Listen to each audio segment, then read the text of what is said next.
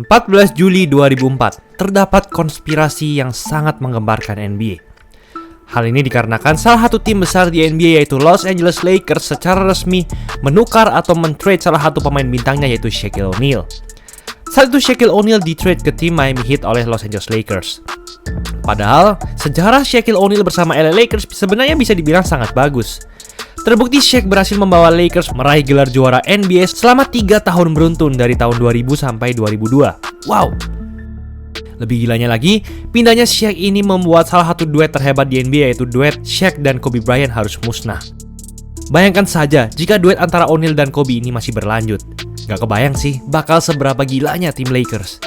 Tapi kira-kira ada apa ya antara Shaquille O'Neal dan Lakers serta Kobe sampai O'Neal harus pindah ke tim Miami Heat? Kalau kalian bilang Shaq pergi karena pertengkarannya dengan Kobe, itu benar. Tetapi sebenarnya pada tahun 2004, Shaq sebenarnya masih belum bisa keluar dari Lakers karena suatu hal. Dan itulah yang menjadi konspirasi yang akan kami bahas.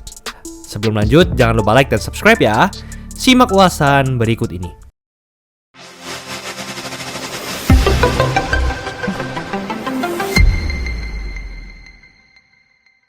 Terbentuknya dinasti LA Lakers di era Kobe Bryant dan Shaq atau yang sering disebut duet Kobe dan Shaq dimulai dari kepindahan Shaq dari tim Orlando Magic ke LA Lakers pada musim 1996-1997. Bersamaan di tahun tersebut, Kobe Bryant juga baru saja di-draft oleh tim Charlotte Hornets di urutan pick ke-13.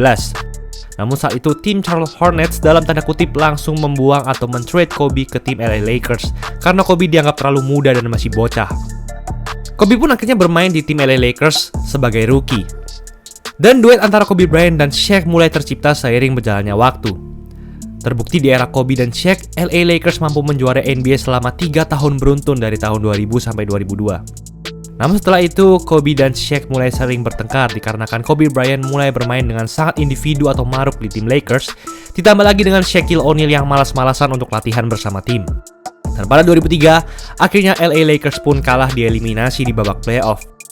Lalu di tahun berikutnya yaitu tahun 2004, LA Lakers berhasil melaju ke final. Namun mereka dikalahkan oleh tim kuda hitam Detroit Pistons. Sampai pada akhirnya Shaquille O'Neal memutuskan untuk keluar dari tim LA Lakers. Shaq pun melanjutkan karirnya di NBA dengan bergabung bersama tim Miami Heat. Bersama Miami Heat, Shaq merasakan juara NBA lagi pada tahun 2006.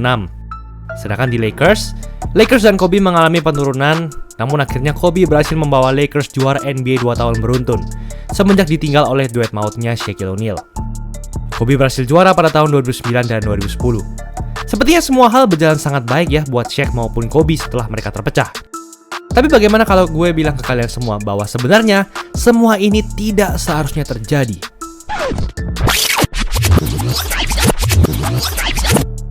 Pada tahun 2001, Miami Heat mendatangkan point guard bernama Anthony Carter.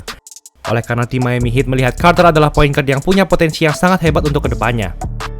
Karena hal tersebut, pada 2001 Carter diberi kontrak 3 tahun dengan 1 tahun terakhir player option sebesar $6 juta atau sekitar 163 miliar rupiah sekarang total selama 3 tahun. Arti dari player option adalah Carter dapat bebas memilih untuk tetap lanjut atau keluar dari tim Miami Heat di 1 tahun terakhirnya itu. Namun pada tahun 2003, Carter punya permainan yang sangat buruk. Terbukti, pada babak regular season, Anthony Carter punya statistik hanya 4,1 points per game saja. Padahal ia punya kontrak sebesar 163 miliar rupiah loh.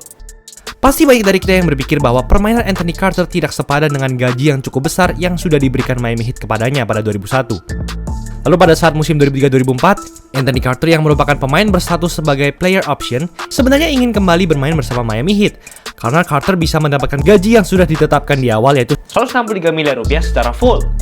Tapi anehnya, agen dari Anthony Carter yaitu Bill Duffy melakukan sebuah kesalahan yang sangat fatal namun juga nggak masuk akal. Karena Bill Duffy pada waktu itu lupa untuk menyerahkan dokumen kontrak Anthony Carter hingga batas waktu yang telah ditentukan oleh tim Miami Heat. Sehingga saat itu tim Miami Heat pun menganggap bahwa Anthony Carter tidak ingin melanjutkan kontraknya bersama Miami Heat.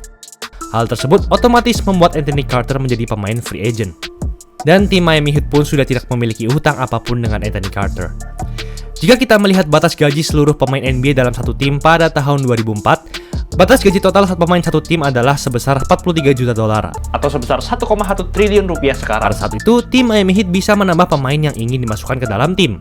Namun Heat hanya punya ruang gaji pemain sebesar 7 juta dolar atau 170 miliar per tahunnya. Jadi tidak boleh melebihi itu.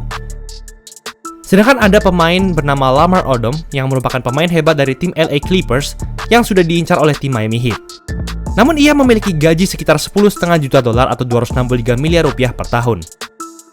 Nah, karena keluarnya Anthony Carter, hal itu membuat tim Miami Heat punya ruang kosong yang cukup untuk memasukkan Lamar Odom ke tim Miami Heat. Karena total ruang kosong gaji dari tim Miami Heat menjadi sekitar 11 juta dolar. Yaitu 7 juta dolar ruang kosong plus 4,1 juta dolar dari keluarnya Anthony Carter dari Miami Heat.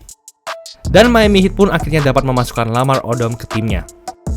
Setelah keluar dari Miami Heat, Anthony Carter pun hanya mendapatkan kontrak sebesar 750 ribu dolar atau 19,7 miliar dari tim San Antonio Spurs. Tetapi ada sebuah konspirasi. Menariknya, pada tahun 2016, Anthony Carter berkata bahwa agennya yaitu Bill Duffy yang melakukan kesalahan masih menggajinya sampai saat itu pada 2016.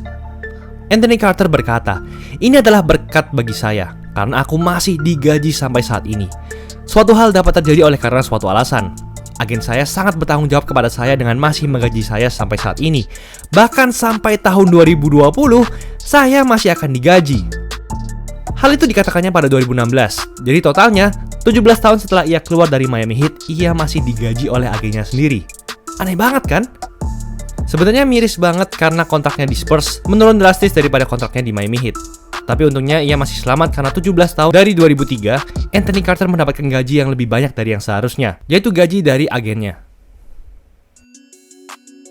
Dan di sini menimbulkan sebuah konspirasi sebenarnya. Apakah jangan-jangan secara tidak langsung Anthony Carter disogok oleh agennya atau mungkin tim Miami Heat sendiri untuk ia keluar dari Miami Heat supaya Heat bisa mendapatkan Lamar Odom ke tim Miami Heat. Jadi coba bayangkan saja di zaman sekarang, seperti Jay Crowder yang berstatus sebagai player option dengan harga 10,1 juta dolar atau sekitar 196 miliar rupiah dan bermain di tim Phoenix Suns. Lalu ia meminta tolong kepada agennya untuk memperpanjang kontraknya bersama Phoenix Suns. Lalu agennya tiba-tiba lupa menyerahkan dokumennya kepada tim Phoenix Suns. Dan tim Phoenix Suns tiba-tiba mendatangkan pemain bintang seperti Kevin Durant yang berstatus free agent ke dalam timnya. Media sosial bakal rame banget. Tapi untungnya semua kejadian ini terjadi sebelum adanya media sosial. Kalau enggak, media sosial bakal rame banget. Jika kejadian-kejadian ini terjadi pada zaman sekarang, otomatis akan menjadi viral dan pihak NBA pun pasti akan mengatasi permasalahan ini secara terbuka dan tidak ada yang ditutup-tutupi. Dan karena semua konspirasi itu, akhirnya pada tahun 2004, LA Lakers bisa menukar pemain bintangnya yaitu Shaquille O'Neal dengan Lamar Odom dari tim Miami Heat. Bayangkan saja, bila konspirasi ini tidak terjadi dan Carter memperpanjang kontraknya 1 tahun di Heat, artinya Heat tidak akan bisa mendapatkan Lamar Odom. Kalau tidak dapat Lamar Odom, maka Shaq tidak akan pergi ke Heat pada 2004. Karena dalam paket trade Heat Lakers yang mengirim Shaq ke Heat, Lamar Odom juga masuk ke dalam paket itu dan Odom pun berpindah ke Lakers.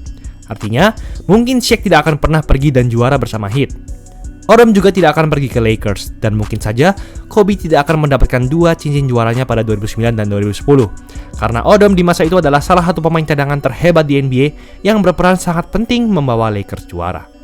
Itulah ulasan mengenai episode kali ini. Kalian bingung mau cari jersey berkualitas tapi nggak mahal di mana? Di DC Sportswear aja. Bisa custom semua jersey olahraga apapun cuma 150.000 per setel. Gas, check out aja L-Shop dan sosmednya.